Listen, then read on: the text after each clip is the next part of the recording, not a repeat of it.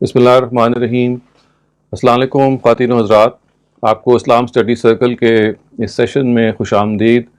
ہم اپنے اس سیشن کا آغاز قرآن مجید کے کچھ اقتباسات سے کریں گے، اس کے بعد حدیث نبوی، اس کے بعد بائبل، اور پھر ہم کسی موضوع پر ڈسکشن کرتے ہوئے آخر میں آپ کے لائیو سوالات کے جوابات تک پہنچیں گے۔ میں آپ کے سامنے سب سے پہلے یہ چاہوں گا کہ ہم قرآن مجید کے حوالے سے جو آج جس موضوع پہ ہم نے گفتگو کرنی ہے اس کا ہم آغاز کریں۔ خواتین حضرات، یہ جو آیت آپ کے سامنے ہے، یہ بلکہ دو آیات ہیں۔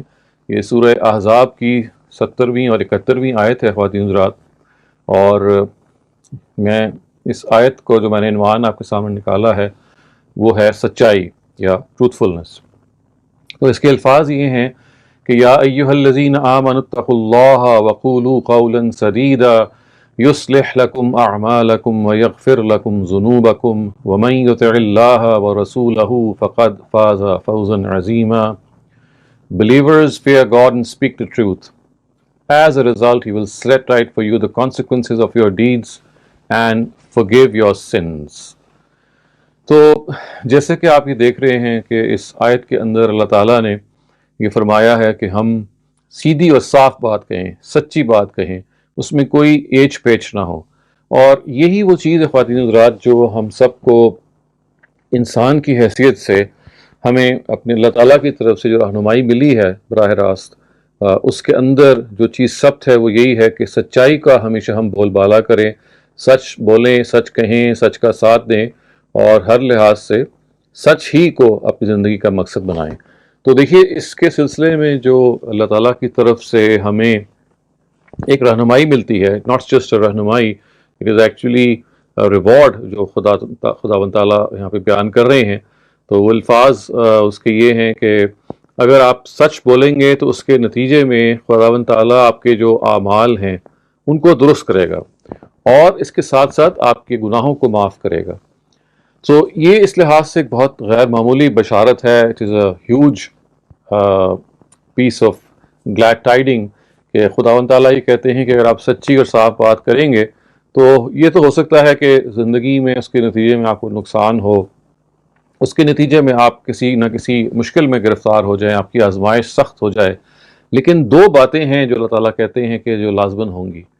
پہلی بات تو وہ یہ فرماتے ہیں کہ نتیجے کے لحاظ سے ہر لحاظ سے ٹھیک ہوگا، یعنی آپ کے جو اعمال کے جو نتائج ہیں، اگین اس کا مطلب کیا ہے کہ ان نتائج کے حوالے سے جو آخرت کے احوال مترتب ہوں گے، خداوند تعالیٰ کہتے ہیں کہ وہ خود بالکل درست کر دیں گے۔ یعنی ہو سکتا ہے کہ سچائی وقتی طور پہ آپ کو کوئی نقصان دے دے، لیکن نتیجے کے لحاظ سے آخرت میں جب آپ اٹھیں گے تو خداوند تعالیٰ کے ہاں ان کے نتائج بالکل درست ہوں گے۔ اور جو دوسری بڑی خوشخبری ہے، جو ایک بہت ہی ایکسٹرا آرڈنری چیز ہے خواتین حضرات، وہ بھی ہمیں ذہن میں رکھنی چاہیے، اور وہ یہ ہے کہ اللہ تعالیٰ ہی کہتے ہیں کہ ان کو آپ کے گناہوں کو معاف کریں گے۔ تو یہ ایک ایکسٹرا آرڈنری بشارت ہے اس لحاظ سے کہ سچ بولنے کا جو ریوارڈ ہے وہ اللہ تعالیٰ کے ہاں گناہوں کی معافی اور اعمال کی جو نتائج کی درستی ہے اس کی شکل میں نمودار ہوگا۔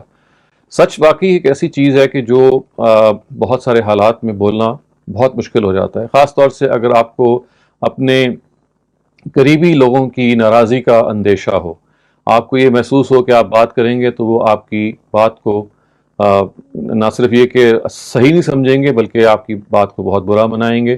اور خاص طور سے خواتین حضرات، جب سچ بولنے کے نتیجے میں آپ کے اپنے رشتہ داروں کو نقصان پہنچے، خاص طور سے آپ کے والدین ہوں یا آپ کے بہن بھائی ہوں یا آپ کی اولاد ہو، تو انسان وہاں پہ بڑی آزمائش کا شکار ہو جاتا ہے، اور اس کے ہاں پھر جو فیملی کی جو ایک باعث ہوتا ہے یا اس کی طرف ایک جھکاؤ ہوتا ہے، وہ ایک آزمائش بن جاتا ہے کہ وہ سچ بولے تو فیملی دور ہو جاتی ہے، اور نہ بولے تو فیملی تو نزدیک آ جائے گی یا ناراض نہیں ہوگی، لیکن اس کے نتیجے میں ظاہر ہے کہ آپ ایک بہت بڑی حقیقت کا انکار کر دیں گے۔ یہی معاملہ خواتین حضرات اگر آپ ذرا بڑے پیمانے پہ دیکھیں تو ہمارے ہاں ان لوگوں کا ہوتا ہے جو کسی نہ کسی سیاسی جماعت سے متعلق ہوتے ہیں۔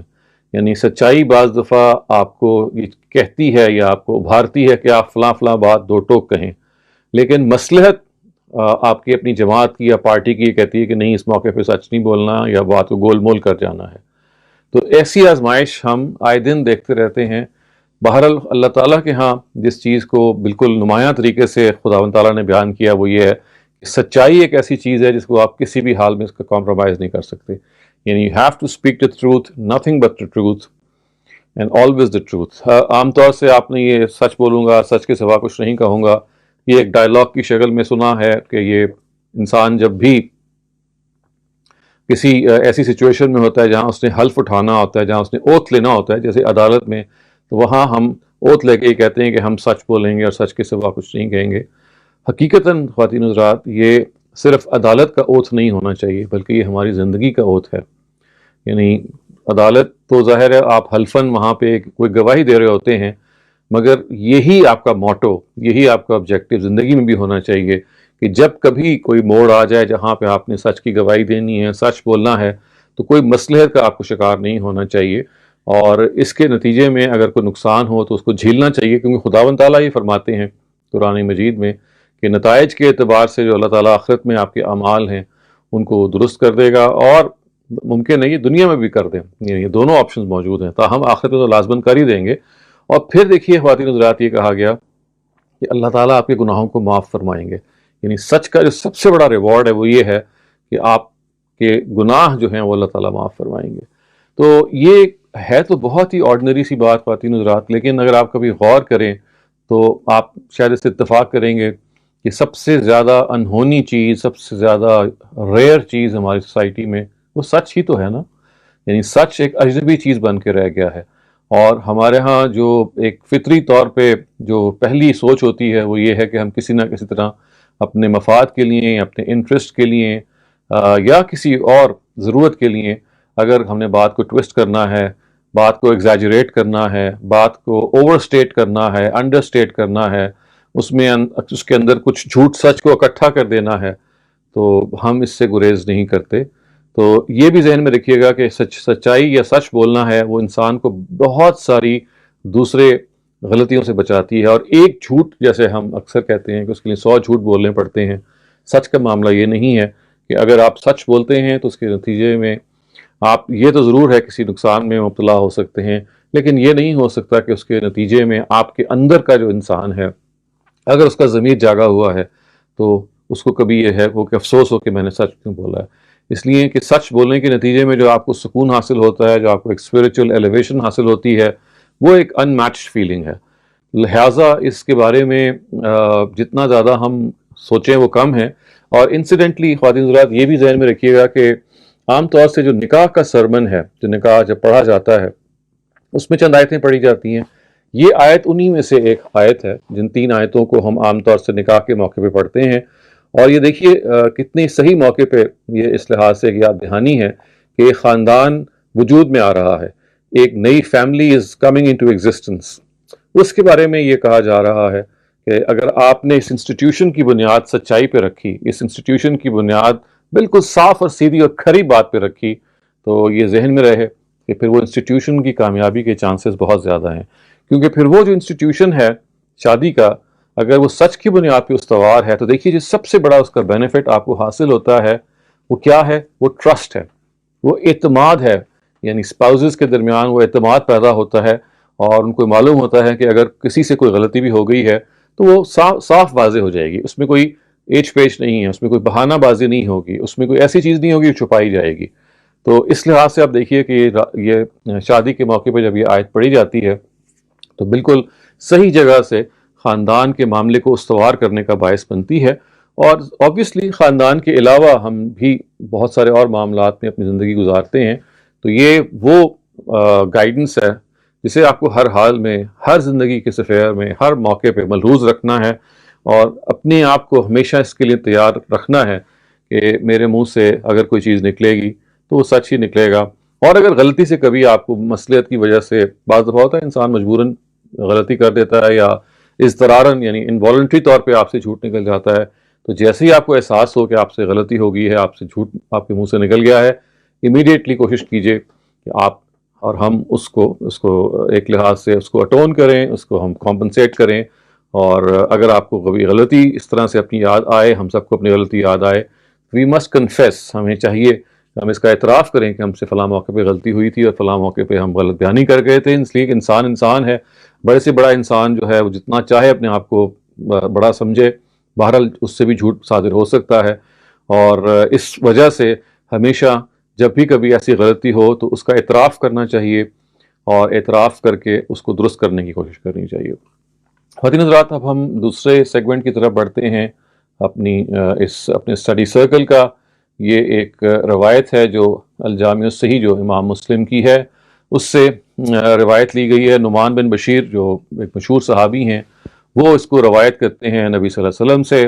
اس کے الفاظ یہ ہیں کہ ان نعمان بن بشیر قال قال رسول اللہ صلی اللہ علیہ وسلم المسلمون کرجل واحد ان اشتکا عینہ اشتکا کلہ و ان اشتکا رأسہ اشتکا کلہ، کہ Nu'man bin Bashir stated that God's messenger said, Muslims are like one body of a person.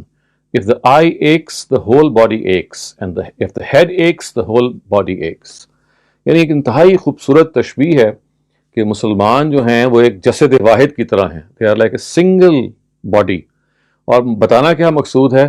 مقصد یہ ہے کہ اگر کہیں ایک بھی باڈی کے پارٹ پہ درد ہو رہی ہے، you are feeling that unwell, you are not well، تو کیا ہوتا ہے کہ وہ صرف وہ پارٹ اپنے آپ کو تکلیف نہیں محسوس ہوتا، پوری باڈی میں اس کی تکلیف کی ریفلیکشن آتی ہے۔ ایسا ہی ہوتا ہے نا، آپ کی درد تو شاید آپ کی کسی وقت آپ کی آنکھ میں ہو جائے، جیسے اس روایت میں آیا ہے کہ آنکھیں اگر دکھتی ہیں تو آنکھوں کی جو دکھن ہے وہ صرف آنکھیں نہیں محسوس کرتی، بلکہ اس کے نتیجے میں پورا جسم جو ہے اس کے اندر ایک لحاظ سے اضطرار اور ایک لحاظ سے ایک جسے کہتے ہیں نا کہ ڈسکمفرٹ اس کو محسوس ہونا شروع ہو جاتا ہے۔ یہی معاملہ سر کا ہے۔ سر اگر آپ کا دکھتا ہے تو سر میں درد تو ظاہر سر میں ہوتی ہے، لیکن اس کا افیکٹ پوری باڈی پہ ہوتا ہے، آپ پیرالائز ہو جاتے ہیں، انکیپیسیٹیڈ ہو جاتے ہیں اس طرح کے معاملات میں۔ تو یہ مثال دی ہے اللہ تعالیٰ کے پیغمبر نے کہ مسلمانوں کا بھی یہی حال ہے کہ کہیں بھی کوئی ایک مسلمان اگر پرابلم میں ہے تو جیسے باڈی کا کوئی حصہ پرابلم میں ہوتا ہے تو پوری باڈی وہ پین محسوس کرتی ہے۔ تو حقیقی مومن یا حقیقی مسلم بھی وہ ہیں کہ وہ دنیا میں کہیں بھی پائے جا رہے ہوں، تو اگر کسی ایک کو کوئی تکلیف ہے تو سب اس کو محسوس کریں۔ یہ ایک انتہائی ایکسٹراڈنری ہدایت ہے خواتین حضرات، اس لحاظ سے کہ انسان کو یا مسلمانوں کو اللہ تعالیٰ نے جب جسد واحد کہا یا ایک جسم کہا تو بیسکلی یہ بتانے کی کوشش کی کہ آپ کے اندر یہ جو کاسٹ اور کریڈ اور لینگویج اور ایتھنیسٹی اور کتنی اور تقسیمیں ہیں جس کی وجہ سے آپ نے کسی کو اپنے آپ کو کمتر سمجھا ہوا ہے، کسی نے اپنے آپ کو برتر سمجھا ہوا ہے، اور نتیجہ یہ نکلتا ہے کہ ہم سیلفش ہو جاتے ہیں، اپنے مقصد، اپنی زندگی، اپنے فیوچر کے حوالے سے ہی ہم سوچتے ہیں۔ We never think of others, یا کہہ لیں we seldom think of others. لیکن یہ اللہ تعالیٰ نے یہاں جس بات کو، اللہ تعالیٰ کے پیغمبر نے جس بات کو یہاں پہ بتایا وہ یہ ہے کہ یہ ہو نہیں سکتا کہ امت مسلمہ کا کوئی ایک گوشہ جو ہے وہ تکلیف میں ہو اور دوسرے کو تکلیف نہ ہو رہی ہو، گویا کہ ہونی چاہیے۔ آپ کو you have to look beyond yourself, you have to understand کہ you not the only person, یعنی آپ کی اپنی صرف اس کے اندر خدا نے کوئی ایسی چیز نہیں رکھی کہ which you feel that only that is going to affect you when you feel that your own self is being is under some hurt۔ تو اس لیے خواتین حضرات جس چیز کو ہمیں ذہن میں رکھنا ہے وہ یہ ہے کہ زندگی جب آپ گزارتے ہیں تو اس زندگی کی جو تکلیفیں ہیں ان تکلیفوں میں ہم تنہا نہیں ہیں، ان تکلیفوں میں ہمارے ساتھ پوری دنیا کے لوگ ہیں، وہ ان کو ایسے ہی محسوس کرنا چاہیے۔ اور اگر آپ اس سے ایک قدم آگے بڑھائیں، جیسے کہ قرآن مجید نے ایک موقع پہ آگے بڑھایا ہے اور یہ کہا ہے کہ یا ایھا الناس انا خلقناکم من ذکر و انثی، یعنی یہاں تو مسلمانوں کی بات ہو رہی تھی، وہ آیت جو ہے اس کو بھی براڈ کر دیتی ہے اور کہتی ہے کہ نہیں، صرف مسلمان نہیں بلکہ پوری انسانیت جو ہے وہ ایک مرد اور عورت کی اولاد ہے، progeny of a single father and mother۔ اس وجہ سے اس کے اندر کوئی ڈفرینسیشن، اس کے اندر کوئی discrimination نہیں ہونی چاہیے، and we should feel for the other person the way we feel for our own near ones۔ تو یہ اپنے آپ اپنا ویژن براڈ کرنے کی دعوت ہے، اپنی زندگی کے اندر یہ تبدیلی لانے کی دعوت ہے کہ آپ you should not have a tunnel vision، you should just not look about what you are about، نہیں بلکہ آپ یہ دیکھیے کہ آپ اس امت میں 50-55 ممالک جس کا حصہ ہیں اس میں کیا کیا مسائل درپیش ہیں، کہاں کہاں مصیبتیں ہیں، کتنے ایسے ہیں جہاں پہ لوگوں کو بیسک نیسیسٹیز میسر نہیں ہیں.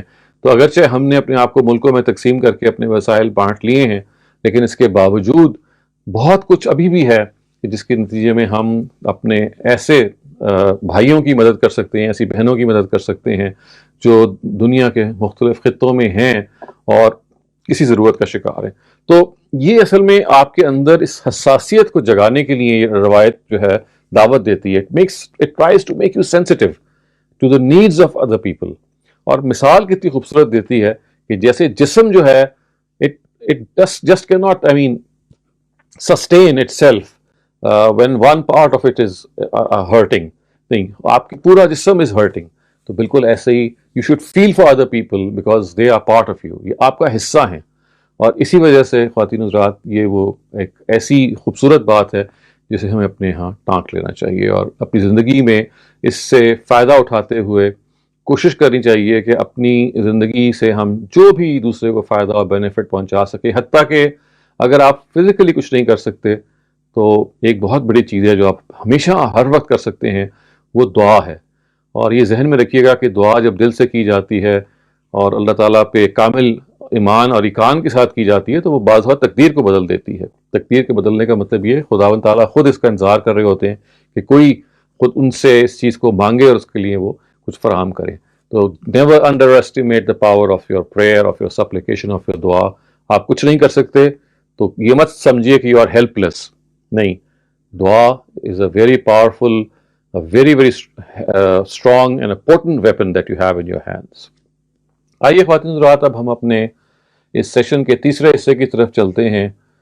یہ ہم نے بائبل سے اقتباس ہے 3-4 آیتوں کا، اور یہ جو آیتیں ہیں یہ جو لوکا کی انجیل ہے، جو گاسپل آف لوک جس کو ہم کہتے ہیں، اس سے یہ اقتباس ہے جو میں آپ کے سامنے پیش کر رہا ہوں. اس کے الفاظ یہ ہیں کہ give attention to yourselves. If your brother does wrong, say a sharp word to him, and if he has sorrow for his sin, let him have forgiveness. And if he does not wrong 7 times in a day and 7 times comes to you and says, I have regret for what I have done, let him have forgiveness. And the 12 said to the Lord, make our faith greater. یہ 12 کون سے ہیں؟ جو حضرت عیسیٰ کے disciples ہیں. انہوں نے کہا کہ make our faith greater. And the Lord said, if your faith was only as great as a grain of mustard seed, you might say to this tree, be rooted up and planted in the sea, and it would be done. تو یہ اب دیکھیے ظاہر ہے کہ جو word lord ہے یہ حضرت عیسیٰ کے لیے استعمال ہوا ہے. میں اس سے پہلے اس کی وضاحت کر چکا ہوں کہ قدیم زبانوں کے اندر، خاص طور سے عبرانی زبان میں اور آرامی زبان کے اندر، جو لفظ ابن ہے، یعنی اس کو آپ خدا سے بھی ترجمہ کر سکتے ہیں اور باپ کے نام سے بھی ترجمہ کر سکتے ہیں. تو یہ لفظ مشترک ہے. تو یہاں ظاہر ہے کہ جس مفہوم میں یہ استعمال ہوا ہے اس میں آپ اس کی رعایت کریں. تو یہاں پہ جب حضرت عیسیٰ کو لارڈ کہا جا رہا ہے تو یہ باپ کے مفہوم میں ہے، نہ کہ خدا کے مفہوم میں. تو یہ چیز ہے جو حضرت عیسیٰ نے آپ کو سکھائی، اور ہم سب ظاہر ہے اس لحاظ سے ان کے اس بات پہ ہمیں کان لگانا چاہیے کہ وہ کہتے ہیں کہ ٹھیک ہے، اگر آپ کا کوئی آدمی یا کوئی آپ کا دوست آپ سے کوئی غلطی کرتا ہے، ہی سیز اے شارپ ورڈ کا کیا مطلب ہے؟ یہ بہت کوئی چبھتی ہوئی بات کہتا ہے، تو آپ اس کو اس کی چبھتی ہوئی بات کا جواب بھی آپ چبھتی ہوئی بات سے دے سکتے ہیں. لیکن اگر وہ اپنی بات پر پشیمان ہے، if he or she feels that there is regret، یعنی وہ regretted، he or she regrets the wrong that might have ensued for them، تو اس کے بارے میں وہ کیا کہتے ہیں کہ if he does use wrong 7 times in a day and 7 times comes to you and says I have regret for what I have done, let him have forgiveness. مطلب یہ ہے کہ یہ اتنی بڑی چیز ہے ریگریٹ، پشیمانی، کہ ہمیں اس کو ویلیو کرنا چاہیے. چنانچہ فرمایا حضرت عیسیٰ نے کہ اگر وہ 7 دفعہ غلطی کرتا ہے اور آپ 7 دفعہ آپ سے آگے آ کے ہاتھ جوڑ دیتا اور کہتا ہے کہ مجھے معاف کر دو، غلطی ہو گئی ہے، تو اس کو معاف کر دو. اور پھر دیکھیے اتنی بات نہیں کہی، آگے جا کے انہوں نے ڈسائپلز نے جو ان کے حواری تھے انہوں نے کہا کہ یسوع مسیح آپ ہماری جو ہمارا جو ایمان ہے اس کو بڑھائیں. تو دیکھیے اس کے جواب میں انہوں نے کہا کہ if your faith was only as great as a grain of mustard، یعنی mustard seed، یعنی وہ کہتے ہیں ایمان کو بڑھانے کے بارے میں تو تم بات کی بات ہے، اگر رائی برابر بھی تمہارا ایمان ہے، ایک رائی کا دانہ جو ہے اس کے برابر بھی ہے، اور تم کسی درخت کے پاس جا کے کہو کہ بھئی اس جگہ سے نکلو and go and plant yourself in the tree and it would be done. تو یہ تمثیل کے انداز میں ہے عیسیٰ نے یہ سمجھایا کہ دیکھو اگر آپ کے اندر رائی برابر بھی ایمان، ایک تو آپ ایمان کی بڑھوتری کی یعنی انکریز ان فیتھ کی دعا کریں، اچھی بات ہے، لیکن ایک رائی برابر ایمان کے اندر بھی ایک قوت ہوتی ہے کہ وہ دنیا کی خطے کو تبدیل کر دیتا ہے، دنیا کی تقدیر بدل دیتا ہے، تو اس کو معمولی نہ سمجھو. یعنی حضرت عیسیٰ اپنے حواریوں کو، اپنے ڈسائپلس کو یہ سمجھا رہے ہیں کہ even faith which is in you which might be very ordinary as large as a mustard seed، جو بالکل ایک رائی کا دانہ ہے، اس کے اندر بھی یہ قوت ہے کہ وہ زمین کو ہلا کے رکھ سکتا ہے. یہ بالکل وہی بات ہے کہ آپ کے اندر اگر فیتھ ہے اور اس فیتھ کے حوالے سے you feel that you can do something, اور آپ خدا سے بھی اس کی مدد مانگتے ہیں، تو کہنے کو تو آپ ایک فریل اور بالکل ٹریویل اور ایک منحنی سی ہستی ہیں، لیکن خدا اس چیز کو پھر کئی گنا ملٹیپلائی کر دیتا ہے اپنی نصرت سے، اپنی ہیلپ سے. لیکن یہ آتی کب ہے کہ جب خداوند تعالیٰ کے ہم مستحق ہوتے ہیں ہیلپ کے، اپنے آپ کو مستحق قرار دیتے ہیں. اور یہاں حضرت عیسیٰ نے اس چیز کے لیے جو تمہید باندھی وہ یہاں سے باندھی کہ پھر لوگوں کو معاف کرنا سیکھو. تم خدا کی مدد چاہتے ہو نا، تم چاہتے ہو کہ اللہ کی مدد تمہیں آئے، تو لرن ٹو forgive people. اور یہ نہیں کہا کہ ہر آدمی کو معاف کر دو، بلکہ یہ کہا کہ جو معافی کے لیے اپنے آپ کو he is ashamed or she is ashamed of something that he is or she has done، اور آپ کے پاس وہ آئے ایک اپنے آپ کو لے کے کہ بھئی میرے سے غلطی ہو گئی ہے، تو 7 دفعہ آئے تو 7 مرتبہ معاف کرو. یہ اصل میں تکثیر کا عدد ہے، یعنی ایک تکثیر کا مطلب ہے ایک چیز جو کہ ملٹیپلسٹی میں ہو، یعنی اس کا مطلب یہ کہ جتنی دفعہ بھی وہ آپ کے پاس آئے، اگر ریگریٹ ہے اس کے اندر، ریمورس ہے، پشیمانی ہے، تو معاف کر دو. اس لیے کہ انسان بہرحال غلطی کا پتلا ہے، غلطی اس سے ہو جاتی ہے، لیکن اگر اس کے اندر ریمورس نہیں ہے، اس کے اندر ریگریٹ نہیں ہے، تو ٹھیک ہے، تمہیں پورا اختیار ہے کہ تم اس کو نہ معاف کرو، اور جو غلطی اس نے کی ہے اس کے لحاظ سے آپ بھی بدلہ لے سکتے ہیں. تو ایک یہ غیر معمولی نصیحت ہے، ظاہر ہے کہ پیغمبر ہی ہمیں یہ بات بتا سکتا ہے. اور خواتین حضرات، forgiveness ایک ایسی چیز ہے کہ یہ انسان کو سکون کی زندگی فراہم کرتی ہے. جب آپ کے اندر غصے کی آگ یا انتقام کی آگ بھڑک رہی ہوتی ہے، آپ یہ محسوس کرتے ہیں کہ آپ کے اندر ایک الاؤ ہے جو ابل رہا ہے. It is something which is not letting you sleep. It is something which is not being able to provide solace to you. اور آپ ہر وقت ایک ارتعاش آپ کے ذہن میں ہوتا ہے. You're always سے کہتے ہیں نا کہ looking for something and trying to do something. لیکن as soon as you forgive someone جس نے آپ کے ساتھ زیادتی کی ہو، you are at peace. ایک دم سے سکون آ جاتا ہے. وہ سکون اس لیے بھی آ جاتا ہے کہ آپ نے جس تگ و دو میں اپنے آپ کو ڈالنے کے لیے سوچا تھا، اس کو آپ نے forgo کر دیا. اور اس لیے بھی آ جاتا ہے کہ خدا آپ کے اندر پھر ایک ایسی سکون کی کیفیت پیدا کرتے ہیں دوسرے کو معاف کرنے کے نتیجے میں کہ آپ کے اندر ایک وسعت پیدا ہو جاتی ہے، ایک میگنانیمٹی پیدا ہو جاتی ہے، ایک ظرف آپ کا وسیع ہو جاتا ہے. اینڈ یو فیل کہ بھئی میں نے خدا کے واسطے کسی کو معاف کر دیا ہے. تو یہ اگر آپ چاہتے ہیں کہ جو اپنے پرسنل آپ کی دشمنیاں ہیں، وینڈیٹاز ہیں، کتنی مسائل ہیں، کتنے پرابلمز ہیں، اگر آپ ان کے اندر یہ چاہتے ہیں کہ آپ پرسکون ہو رہے ہیں خواتین حضرات، تو the best answer to this is just forgive people as much as you can. And جتنا زیادہ آپ forgive کریں گے، جتنا زیادہ آپ معاف کریں گے، اتنا زیادہ آپ محسوس کریں گے کہ آپ خدا کے قریب ہو گئے ہیں. اور خدا ظاہر ہے کہ اگر آپ لوگوں کو forgive کریں گے تو اللہ تعالیٰ بھی کیا یہ نہیں سوچیں گے کہ میرا بندہ ہے جو اوروں کو معاف کرتا ہے، تو کیوں نہ میں بھی اس کی تقصیریں، اس کی خطائیں معاف کروں. تو اگر آپ چاہتے ہیں کہ اللہ تعالیٰ کی معافی ارن کریں، you earn God's forgiveness, then learn to forgive others as much as you can. It is a very difficult thing، خاص طور سے جب آپ you're really hurt. لیکن یہی انسان کا کمال ہے کہ مشکل حالات ہی میں تو انسان کا پتہ چلتا ہے. عام حالات میں تو ہم ہر ایک کو forgive کر سکتے ہیں، چھوٹی موٹی چیزیں جو ہیں وہ ہر آدمی اوور لک کر سکتا ہے. لیکن یہ جب معاف کرنے کا معاملہ ایسا ہے کہ when you are really hurt، یہ it tests your metal. اور اس کے ساتھ ساتھ اللہ تعالیٰ سے ہم یہ بھی سمجھتے ہیں it is something which actually gives you much more in return. یعنی خدا کا قرب، خدا کی محبت، خدا کی رضا، اور اس کے ساتھ ساتھ یہ ایک احساس کہ میں بھی شاید اس کے نتیجے میں خدا کی مغفرت کا یا خدا کی معافی کا مستحق ہو جاؤں، اور جو میرے سے خطائیں ہوئی ہیں ان کو میں اپنے سے دور کر دوں. یہ خواتین حضرات اس لحاظ سے لوقا کی انجیل میں ایک بڑی اہم اقتباس ہے، بڑا اہم حصہ ہے. ہم آخر میں جو بات کریں گے وہ ڈسکشن ٹاپک ہوتی ہے کسی نہ کسی موضوع پہ. آج جس ڈسکشن کو ہم کرنے جا رہے ہیں اس کا عنوان ہے overcoming arrogance, کہ آپ اپنی اندر کے جو ایک غرور اور تکبر پیدا ہو جاتا ہے انسان کے اندر، اس کو ہم کیسے اوورکم کر سکتے ہیں، اور اس غرور اور تکبر کو آپ how can you defeat it and subdue it. دیکھیے ایروگنس وہ چیز ہے، غرور وہ چیز ہے کہ جس کی ایک نیچرل انکلینیشن ہم سب میں ہے، یہ ایک جبلت ہے، اس کو ہم کہتے ہیں تفوق کی جبلت، یعنی دوسرے پر اپنے آپ کو غالب کرنے کی جبلت، ڈومینیٹ کرنے کی جبلت. جب یہ حد سے بڑھ جاتی ہے یا ذرا سی حد کراس کرتی ہے تو it takes the form of arrogance. اس میں ایٹ ٹائمز وہ ایروگنس پیلپیبل ہوتی ہے، یو کین سی کہ آپ کے اندر وہ چیز ہے، اور ایک ٹائمز وہ اتنی سٹل ہوتی ہے کہ بعض دفعہ you just don't notice it, لیکن وہ ہوتی ہے بیکاز سم ہاؤ اور دی ادر ہر انسان کے اندر ایک ہوتا ہے نا کہ this is natural urge and drive which is found in ہم اور ہر، کہ مجھے ایکنالج کیا جائے and people should see what I am and what I can achieve. اور اس ایکنالجمنٹ کے معاملے میں، اس ایکنالجمنٹ کے چکر میں بعض دفعہ آپ دوسرے کی نفی کرنا شروع کر دیتے ہیں. ایز آئی سیڈ، بعض دفعہ that is palpable, that is I mean you can perceive it, and at times you are not able to perceive it. وہ بڑی سٹل ہوتی ہے، اور اس سٹلٹی کی وجہ سے at times you are deceived کہ بھائی شاید میں بالکل ٹھیک کر رہا ہوں.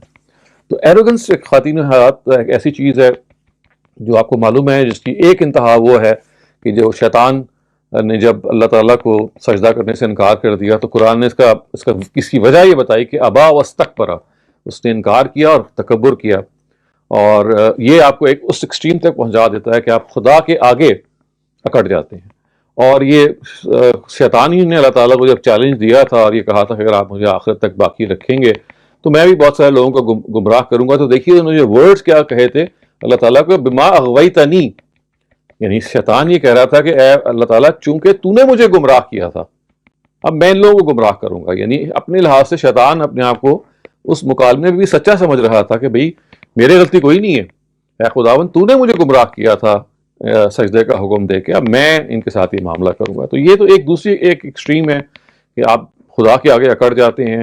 اور اسی ایکسٹریم سے اگر آپ نیچے آتے چلے جائیں تو جو شرک ہے وہ بھی اسی طرح کی ایکسٹریم ہے کہ آپ کہنے کو تو ایک لحاظ سے خدا کو کے آگے سبمسو ہو رہے ہیں کہ بھئی خدا ہمارے سے الوف ہے تو we need someone else besides God to reach him, and اس کی الوفنس کو ختم کر رہے ہیں. لیکن انفیکٹ آپ کیا کر رہے ہیں، آپ شرک میں آپ you are associating someone with God.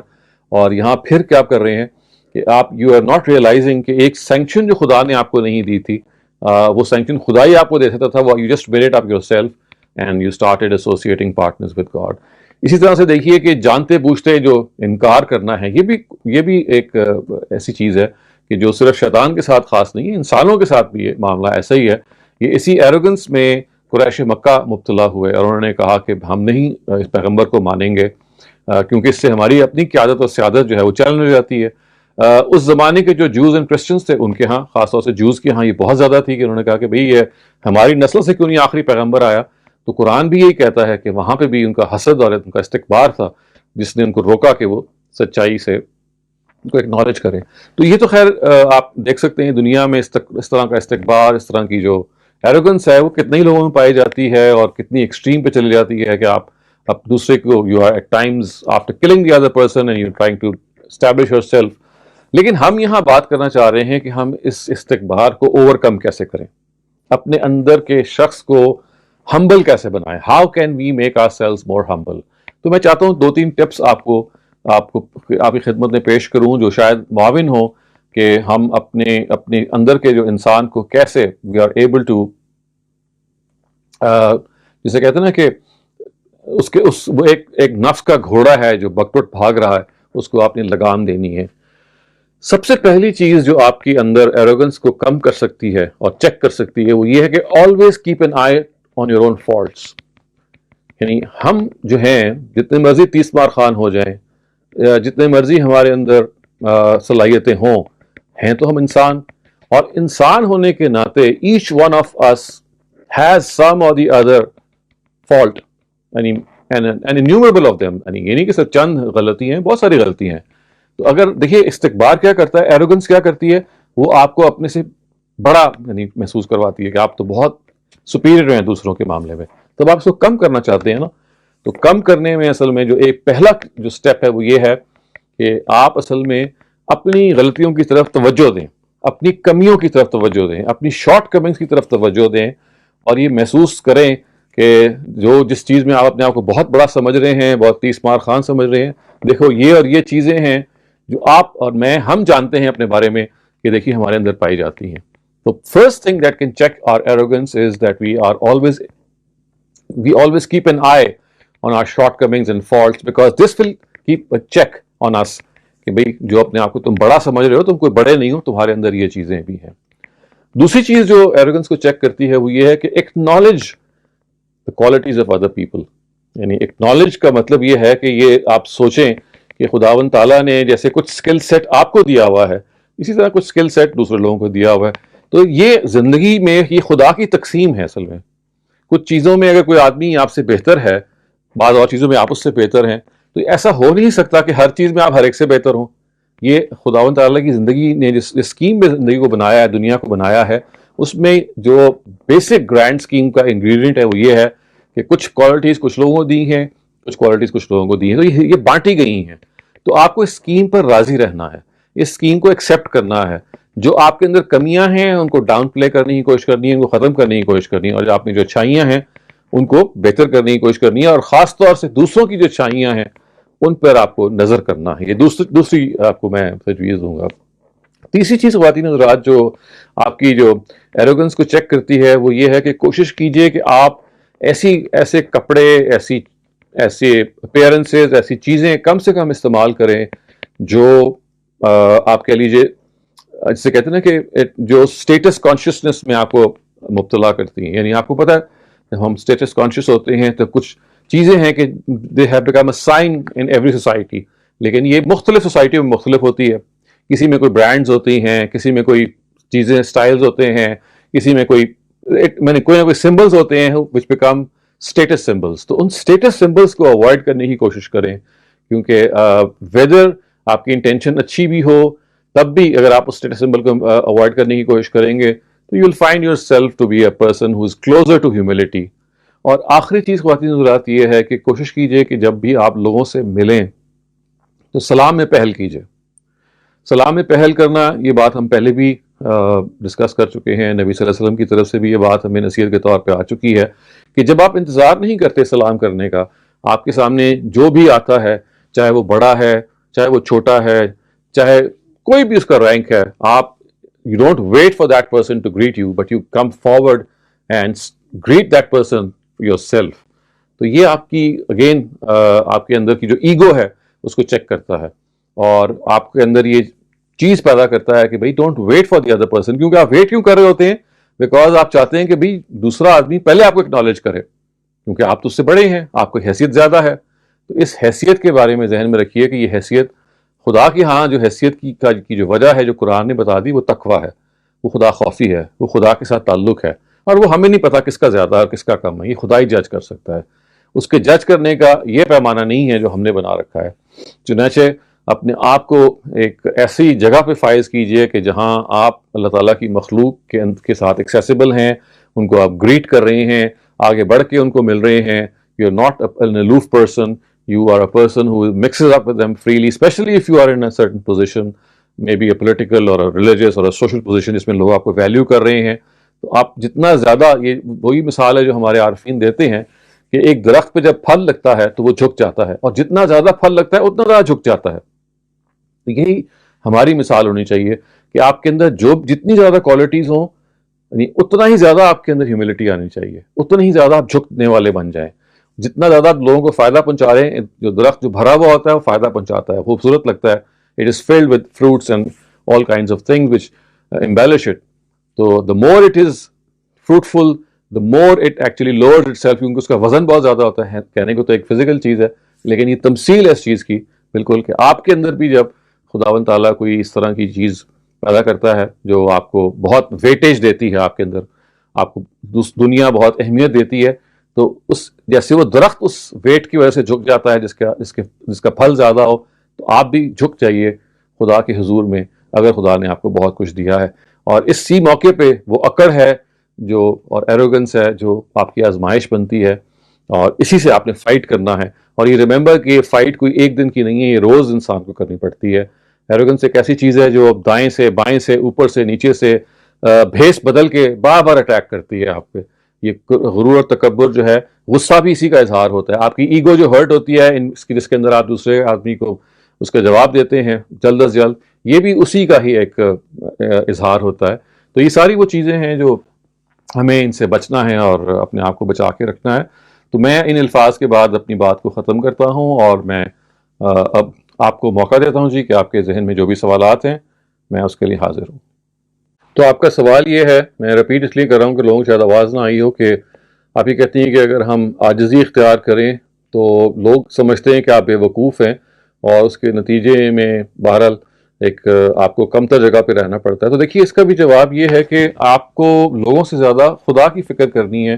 خدا آپ کے بارے میں کیا رائے قائم کرتے ہیں؟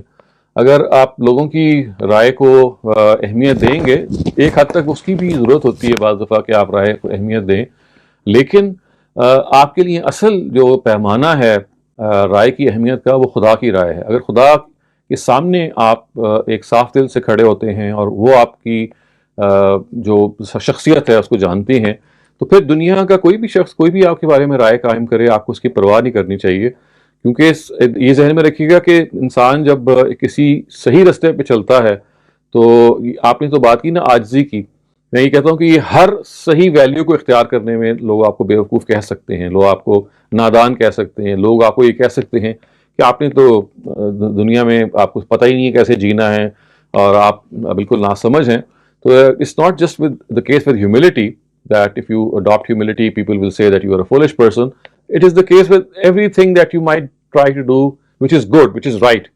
تو regardless of what people say، یہی وہ ٹیسٹ ہے آپ کا کہ آپ اس سے بے پرواہ ہو جائیے. اگر ایک بات صحیح ہے، یعنی پہلے تو اس کو اچھی طرح سے جان لیجئے کہ پہلے آپ کی جو ہیوملٹی ہے وہ ٹرو ہیوملٹی ہونی چاہیے، کوئی فالس ہیوملٹی نہ ہو، کوئی فالس ماڈسٹی نہ ہو، وہ صحیح جگہ سے وہ اٹھ رہی ہو. اگر ایسا ہے تو بس پھر آپ کو کسی کی پرواہ نہیں کرنی چاہیے. ہاں، یہ ضرور ہے کہ بعض کیسز میں حکمت ایک ایسی چیز ہوتی ہے، اس کو آپ ضرور اڈاپٹ کریں، کیونکہ بعض دفعہ ہیوملٹی کا جو آؤٹ ورڈ اپیرنس یا پرسیپشن ہوتی ہے، وہ لوگ اس طرح سے لے نہیں رہے ہوتے جیسے کہ آپ نے خود محسوس کیا ہوتا ہے. تو یہاں آپ ضرور یہ کر سکتے ہیں کہ اس میں حکمت اور کے ساتھ اور معاملہ فہمی کے ساتھ چیز کیجئے. ادروائز آئی وڈ سے کہ لوگوں سے بے پرواہ ہو جائیں اس معاملے میں. سوال یہ ہے کہ جو ہم نے آخر میں ایروگنس کی گفتگو کی، اس میں آپ کہتی ہیں کہ میں نے یہ ذکر کیا نا کہ آپ کو ہمیں برانڈڈ چیزیں استعمال نہیں کرنی چاہیے خاص طور سے. تو دیکھیے، میری مراد یہ تھی کہ ایسی جو برانڈڈ چیزیں ہیں کہ جو اسٹیٹس سمبل بن جائیں. تو اسٹیٹس سمبل ایک ایسی چیز ہوتی ہے کہ جو معاشرے کے اندر ایک چلن کو، ایک ٹریڈیشن کو سیٹ کر دیتی ہے. تو بہتر ہوتا ہے، میں اس کو علیہ اطلاق تو نہیں کہتا، میں کہتا ہوں عام طور سے ہمیں یہی کرنا چاہیے. بعض دفعہ اس میں ایکسیپشنز ہو جاتی ہیں، جیسے میں نے پہلے بھی ذکر کیا ہے کہ بعض دفعہ کوئی ایسی چیز ہوتی ہے کہ جس میں آپ محسوس کرتے ہیں کہ بھئی ہے تو یہ برانڈڈ چیز تھوڑی سی ایکسپینسو ہے، مقصد میرا ایروگنس سے شو آف کرنا نہیں ہے، بلکہ چیز دیر پا ہے، وہ چیز جو میں 10 سال استعمال کر لوں گی، اگر میں نے کوئی اور چیز لی تو وہ 2-4 سال میں خراب ہو جائے گی یا جلدی خراب ہو جائے گی. تو اس طرح کی کنسیڈریشن بعض دفعہ آ جاتی ہیں، تو میں اس کو ایکسیپشن کے طور پہ ہی ٹریٹ کرتا ہوں. لیکن اگر آپ کا مقصد، اگر آپ اس سے بچ سکیں کہ بھئی کوئی بھی چیز آپ استعمال کریں اور لوگ اس کو دیکھ کے یہ محسوس کریں گے کہ یعنی آپ کے اندر جو ایک خاص طرح کی کبر، یا حالانکہ وہ ہوگا نہیں لیکن لوگوں کی پرسیپشن یہی ہوگی کہ بھئی یہ خاتون یا یہ مرد جو ہے احساس برتری کا شکار ہے، تو اس سے بچنا چاہیے. لیکن ایز اے سیڈ، یہ ساری کوالیفیکیشن لگی ہوئی ہیں اس کے اندر. فیصلے کرتا ہے نہیں، ایسی کوئی چیز نہیں ہے. ایک خاتون مکمل طور پہ آزاد ہے فیصلہ کرنے کے لیے، اور وہ اپنی زندگی کے سارے فیصلے کر سکتی ہے. آپ شادی سے لے کے کیریئر کی چوائس سے لے کے اس سے بھی جو بڑے بڑے فیصلے ہیں جیسے مرد حضرات کرتے ہیں، بالکل ویسی خاتون جو ہیں ان کو پورے کا پورا اس کا اختیار حاصل ہے. تو یہ بات درست نہیں ہے کہ خاتون کی طرف سے فیصلہ کسی مرد نے کرنا ہے، کسی ولی نے کرنا ہے، کسی گارڈین نے کرنا ہے. ہاں، یہ بات ضرور ہے کہ جو انڈر ایج بچے ہیں، وہ بچے لڑکے بھی ہو سکتے ہیں، لڑکیاں بھی ہو سکتی ہیں. وہ اگر اپنی زندگی میں ظاہر ہے بہت سارے بعض دفعہ ماں باپ رخصت ہو جاتے ہیں تو ان کو گارڈین شپ کسی کو دی جاتی ہے، تو ایز گارڈینز بعض دفعہ they have to take decisions, تو وہ ایک بالکل الگ چیز ہے. لیکن ایک سمجھدار خاتون جو میچور ایج میں ہے، چاہے وہ مرد ہو چاہے وہ خاتون ہو، اس کو پورا اختیار ہے کہ جو فیصلہ وہ کرے اس کو لوگوں کو آنر کرنا چاہیے. یہ خدا نے اس کو رائٹ دیا ہوا ہے. You have just taught us about forgiveness. The Quran also tells us that we can take vengeance in the amount which once was heard. How do we interpret these things together? تو دیکھیں یہاں تو میں نے آپ کو Bible چونکہ پڑھا رہا تھا نا آج، تو حضرت عیسیٰ نے خاص موقع کے لحاظ سے بتایا اور یہ کہا کہ آپ کو اگر کوئی آدمی محسوس کرے کہ اس کے اندر ریگریٹ ہے اور ہی از ashamed or she is ashamed of something that was done by him، تو ان کی اسٹرانگ ریکمنڈیشن یہ ہے کہ آپ معاف کر دیں. اب آبویسلی اس کا مطلب یہ ہوتا ہے کہ بہت ساری ایکسیپشنل سرکمسٹانسز ہوتی ہیں جہاں آپ سمجھتے ہیں کہ معافی اور forgiveness از ناٹ وارنٹیڈ، اور اس کے علاوہ آپ جو دوسرا راستہ ہے وہ اختیار کریں. تو ایکسیپشنز کو ظاہر وہ ڈیل نہیں کر رہے تھے. قرآن مجید بھی یہ کرتا ہے کہ عام طور سے آپ کو یہ رول بتاتا ہے کہ آپ ریونج لے سکتے ہیں، لیکن پھر ایک یہ چیز کہتا ہے کہ اگر آپ معاف کر دیں تو آپ بہتر ہے. تو یہ موقع اور محل کی بات ہے. قرآن مجید ایک جنرل پرنسپل بیان کر رہا ہے کہ آپ کے اندر اگر ریونج لینے کا معاملہ ہے تو آپ لے سکتے ہیں. یہاں پہ بھی دیکھیے عیسیٰ نے ایسی گنجائش پیدا کی ہوئی ہے. انہوں نے کہا کہ اگر ایک آدمی کے اندر ریمورس نہیں ہے، کوئی شرم ہی نہیں ہے، تو ایسا آدمی کو تو کوئی معاف کرنے کا فائدہ بھی نہیں ہے جس کے اندر معافی کی طلب ہی نہیں ہے. تو کیونکہ دیکھیے حضرت عیسیٰ کی جو ایگزیکٹ بات ہے وہ تو ہمیں نہیں پہنچی، یہ تو ترجمہ ہے اس بات کا. ہم تو we are just trying to make out what he might have said in a translation. تو ہم ان کی بات کو جنرلی طور پہ یہ سمجھیں گے کہ عام حالات میں وہ یہ کہہ رہے ہیں کہ جہاں آپ معاف کر سکتے ہیں، اور دوسرا جہاں اس آدمی کے اندر بھی ایک شرمندگی ہے، تو وہاں آپ کو معافی پر غور ضرور کرنا چاہیے اور اس کو ترجیح دینی چاہیے. تو یہ ایک خاص طرح کے موقع کی چیز ہے. قرآن ایک جنرل پرنسپل بیان کرتا ہے، وہ آپ کو دونوں چوائسز دیتا ہے، لیکن جب وہ یہ کہتا ہے کہ معاف کرو، وَلَمَنْ صَبَرَ وَغَفَرَ إِنَّ ذَلِكَ مِنْ عَزْمِ الْأُمُورِ، کہ جس نے صبر کیا اور معاف کیا، تو یہ بڑی اللہ تعالیٰ کی طرف سے عظیمت کے کاموں میں سے ہیں، تو وہ اس کو بہت ریکمنڈیشن کی جگہ پہ کھڑا کرتا ہے. تو یہ دونوں موقع اور محل ہیں جن کے لحاظ سے ہمیں دونوں کے دونوں اسکرپچرز کو سمجھنا چاہیے. السلام علیکم ڈاکٹر صاحب. جی وعلیکم السلام. میرا سوال یہ ہے کہ سورہ بقرہ میں آیا ہے کہ ذالک الکتاب ھدی للمتقین، اس میں اللہ تعالیٰ نے یہ کیوں نہیں کہا کہ ذالک الکتاب ھدی للناس، کہ یہ ہدایت جو ہے صرف متقین کے لیے ہے؟ تو یہاں پر جو متقین ہے کس اصطلاح میں استعمال ہوا ہے؟ تو پہلے تو میں یس کر دوں کہ آیت اصل میں یہ ہے کہ ذالک الکتاب لا ریب فیہ ھدی للمتقین. میرے خیال آپ پڑھنے میں تھوڑی سی غلطی کر گئے. تو ھدی للمتقین کا مطلب ہے کہ یہ اہل تقویٰ کے لیے ہدایت ہے. اس کا اصل میں مطلب یہاں یہ ہے کہ یہاں تقویٰ اپنے ابتدائی مفہوم میں استعمال ہوا ہے کہ یہ اسی کو کے لیے ہدایت کا باعث بنے گی جس کے اندر حدود آشنائی کا جذبہ پایا جاتا ہے. تقویٰ کا مطلب یہ ہوتا ہے کہ اپنی لمٹس کو پہچاننے کا، اپنی لمٹس کو کراس نہ کرنے کا. آپ کو پتہ ہے کہ ایز اے ہیومن بینگ آپ کو خداوند تعالیٰ کی طرف سے you have a certain privilege کہ بھئی آپ فلاں کام کر سکتے ہیں یا فلاں نہیں کر سکتے، لیکن فلاں اگر آپ کام کریں گے تو you will be crossing your limits. تو متقین سے یہاں مراد وہ اصطلاح کا تقویٰ نہیں ہے جس کو آپ اس مفہوم میں کہتے ہیں کہ آدمی جو پائس ہے، جس کے اندر ایک پائٹی پائی جاتی ہے، بلکہ یہاں اس مفہوم میں ہے کہ جس کے اندر خدا کے ساتھ یعنی اپنی لمٹس کو پہچاننے کی اس کے اندر ادراک موجود ہے. وہ اپنے لمٹس کو کراس نہیں کرنا چاہتا. یہ لمٹس کو کراس کرنے کے مفہوم میں یہاں آیا ہے، یعنی وہ بے پرواہ نہیں ہے. آپ یوں کہہ لیجئے کہ یہ ہدایت ان لوگوں کے لیے ہے جو بے پرواہ نہیں ہے. یہ ایسے ہی ہے کہ جو آدمی پرواہ کرتا ہے، جو آدمی کیئر کرتا ہے، تو پرواہ نہ کرنا تو ظاہر ہے اس کے لیے تو کبھی ہدایت نہیں بنے گا قرآن مجید. کیونکہ اگر آپ کو you don't lend an ear, you don't جیسے کہتے ہیں نا کہ اہمیت نہیں دی آپ نے کلام خداوندی کو، تو وہ کیسے آپ کے لیے ہدایت بنے گا؟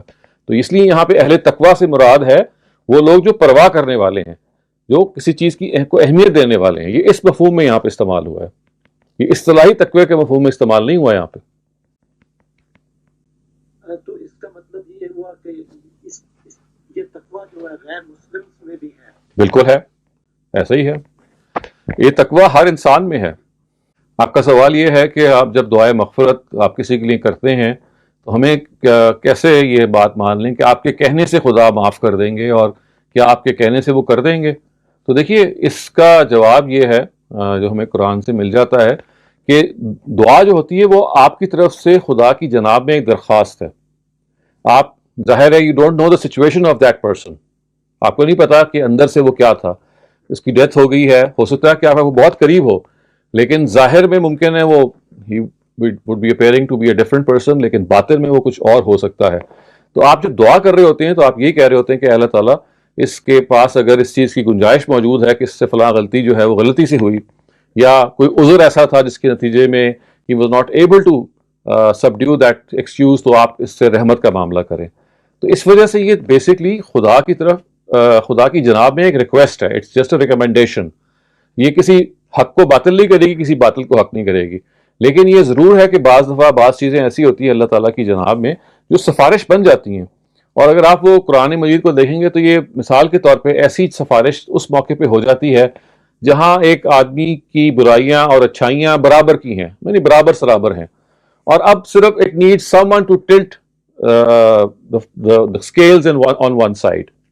گویا کہ اچھائی اور برائی دونوں کی ہوئی ہیں، اور خدا کی رحمت بھی یہی متقاضی تھی کہ اس کو معافی کر دیا جائے، اس لیے کہ اس کی اگر برابر ہیں تو خدا کی جو معافی والا جذبہ ہے وہ زیادہ ہے. تو اب آپ کی جو مزید ریکمنڈیشن آ گئی تو اس نے اس میں ویٹ پیدا کر دیا، اور اس طرح کے جو بارڈر لائن کیسز ہوتے ہیں اس میں پھر وہ کام بھی کر جاتی ہیں.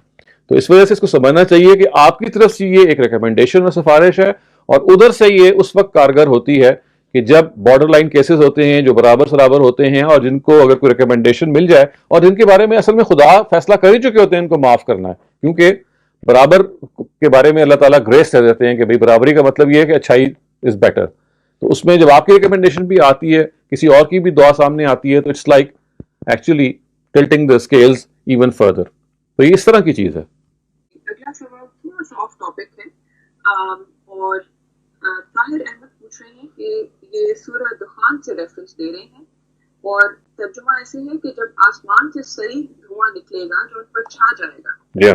قرآن کون سے موقع پر اس دھوئیں نکلنے کو بتا رہا ہے؟ ظاہری طور پر تو ایسا لگتا ہے کہ مخاطبین آپ صلی اللہ علیہ وسلم کی قوم ہیں، لیکن ایسا کوئی واقعہ پیش نہیں آیا. پلیز رہنمائی کر دیجیے. تو یہ سورہ دخان میں جو آپ نے آیت پڑھی ہے، یوم تأتی السماء بدخان مبین یغشی الناس ھذا عذاب علیم، یہ اصل میں اللہ تعالیٰ نے اپنی کتاب کے اندر جو پریویس نیشنز ہیں، پرانی جو قومیں ہیں، ان کی تباہی کو محفوظ کیا ہوا ہے.